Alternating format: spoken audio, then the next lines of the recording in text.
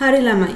කලින් වීඩියෝස් වලදී අපි සාකච්ඡා කළා කාටුන් නිර්මාණ වගේම රූකඩ නිර්මාණ ගැන. මේ වීඩියෝ එකේදී අපි සාකච්ඡා කරන්න යන්නේ තල්කොළ නිර්මාණ කලාව සම්බන්ධව. හරිද? එතකොට මේ තල්කොළ නිර්මාණ වලට තල් ගහේ එක එක කොටස් භාවිතා කරනවා. හැබැයි මේකේ ප්‍රධාන මාධ්‍ය තමයි ළමයි තල් ගහේ කොළ. එහෙම නැත්නම් පත්‍ර. හරිද? එතකොට මේ තල්කොළ කර්මාන්තයේ ව්‍යාප්ත වෙලා තියෙන ප්‍රදේශ ගත්තොත් අපි දන්නවා හැමතැනම මේක නැහැ. හැමතැනම තල් ගස් වෙන්නේ නැහැ. එතකොට තල් ගස් වැඩිපුරම ව්‍යාප්ත වෙලා තියෙන ප්‍රදේශවල තමයි මේ කර්මාන්තය අපිට වැඩියෙන්ම කරන්න පුළුවන්කම තියෙන්නේ. හරිද? එතකොට මේ තල් කර්මාන්තය ව්‍යාප්ත වෙලා තියෙන ප්‍රදේශ මොනවද? ළමයි තල් කර්මාන්තයේ ව්‍යාප්ත වෙලා තියෙන ප්‍රදේශ තමයි උතුරු හා නැගෙනහිර පළාත් මූලික කරගෙන තමයි මේ ප්‍රදේශ ව්‍යාප්ත වෙලා තියෙන්නේ. හරිද?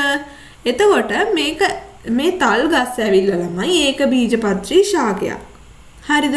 එතකොට මේකේ මුලේ ඉඳලා අග දක්වාම සියලුම කොටස් වලින් එක එක නිර්මාණ කටයුතු කරන්න මේ තල්කොළ නිර්මාණ කලාකරුවෝ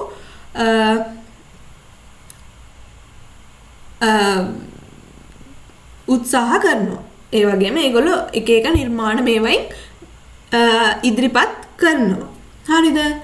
එතකොට මේ තල්කොළ ඇසුරෙන් දැන් අපි සාකච්ඡා කළානේ තල්කොළ වගේම අනිත් ඒවායින් මේව කරන්න පුළුවන් මේ නිර්මාණ හදන්න පුළුවන් කියලා. ඒ වගේම තමයි මේ තල්කොළ වලින් මේ නිර්මාණය කරන්න පුළුවන් අපි එදිනෙදා පරිහරණය කරන භාණ්ඩ වර්ග කිහිපයක් තියෙනවා. මොනවද මේ? පැදුරු, පෙට්ටි, කඩහම් කියන්නේ ළමයි විශාල පෙට්ටි වර්ගයක්. හරිද? ඒ වගේම කුල්ල. ඊට පස්සේ තව පෙට්ටි විශේෂ කිහිපයක් තියෙනවා ඌවල්, කොත්තු මුඩල් වගේ නම් වලින්. හරිද? ඒ වගේම තමයි ළමයි හකුරු දාලා තියෙන උපකරණ. ඒවට අපි කියනවා කූට්ටන් කියලා. හරිද?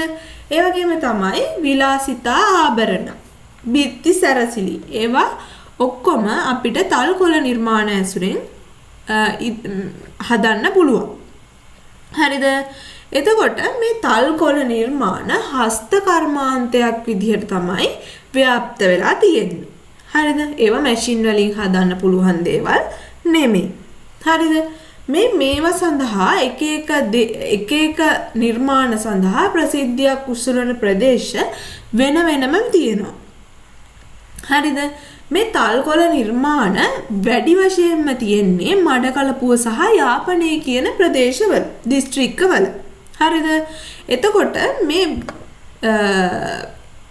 තල්කොළ නිර්මාණවල ප්‍රධානතම නිර්මාණයක් තමයි ළමයි පැදුරු. මේ පැදුරු වලට මඩකලපුවේ ප්‍රසිද්ධම ස්ථාන දෙක තමයි ළමයි පාලමින් මඩු සහ තාලංකුඩා කියන්නේ. හරිද? එතකොට යාපනයේ පැදුරු වියන ප්‍රසිද්ධම ප්‍රදේශ ටික තමයි වේලනේ, වරණි සහ අල්වායි කියන්නේ. හරිද? ඒ වගේම තමයි කුල්ල හදන්න මඩකලපුවේ පුතු කුඩු ඉරුප්පු කියන ප්‍රදේශය ප්‍රසිද්ධියක් උසුලනවා. හරිද? ඒ වගේම තමයි යාපනයේ මානවලයි, මාහියප්පිට්ටි, සින්නමඩු කියන ප්‍රදේශ මේ කුල්ල හදන්න ප්‍රසිද්ධියක් උසුලනවා. ඒ වගේම තමයි ළමයි තොප්පි හදන්න මඩකලපුවේ තාලංකුඩා සහ තිරායි මඩු කියන ප්‍රදේශත් යාපනයේ මට්ටුවිල් සහ අල්ලරෙයි කියන ප්‍රදේශත් ප්‍රසිද්ධියක් උසුලනවා. හරිද? ඒ වගේම තමයි ළමයි මලු එහෙම නැත්නම් කූඩ හදන්න මේ මඩකලපුවේ කල්කුඩා සහ තාලංකුඩා කියන ප්‍රදේශ දෙක තමයි විශේෂයෙන්ම ප්‍රසිද්ධියක් උසුලන්නේ. හරිද? ඒ වගේම තමයි ළමයි පෙට්ටි හදන්න. පෙට්ටි බොහෝ වෙලාවට හදන්නේ යාපනයේ. මේ යාපනයේ එළුවෙයි තියු උඩුප්පිට්ටි පුතූර් කියන ප්‍රදේශ විශේෂයෙන්ම ප්‍රසිද්ධියක් උසුලනවා. හරිද? එතකොට මේ තල්කොළ වලින් පැදුරු නිර්මාණයේදී භාවිතා කරන ශිල්ප ක්‍රමය තමයි ළමයි විවීමේ ශිල්ප ක්‍රමය. හරිද? එතකොට මේ තල් පැදුරු නිර්මාණ කටයුතු වලදී බහුල වශයෙන්ම මේකේ නියැලෙන්නේ කාන්තාවන්. හරිද?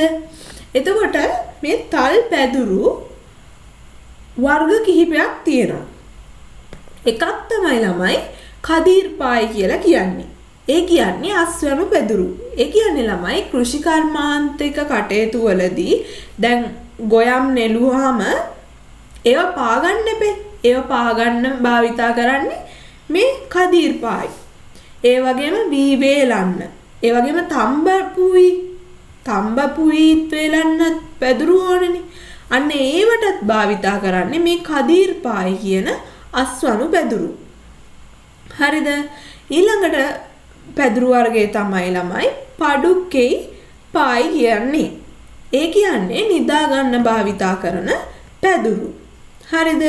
ඊළඟට තමයි ළමයි වර්ණපායි. ඒ කියන්නේ පාට පැදුරු. මේවා විවිධ වර්ණයන්ගෙන් යුක්තයි. හරිද? එතකොට මේවා භාවිතා කරන්නේ ළමයි මංගල වගේ අවස්ථාවන් වලදී. මංගල අවස්ථාවන් වලට තමයි මේ පැදුරු විශේෂය භාවිතා කරන්නේ. ඊට පස්සේ ළමයි තියෙනවා පන්දිපායි කියලා. ඒ කියන්නේ උත්සව පැදුරු. මේවා තමයි ලස්සන හැඩතල වලින් නිර්මාණය කරලා තියෙන්නේ. ඊළඟට තියෙනවා ළමයි සොට්ටුපායි කියලා.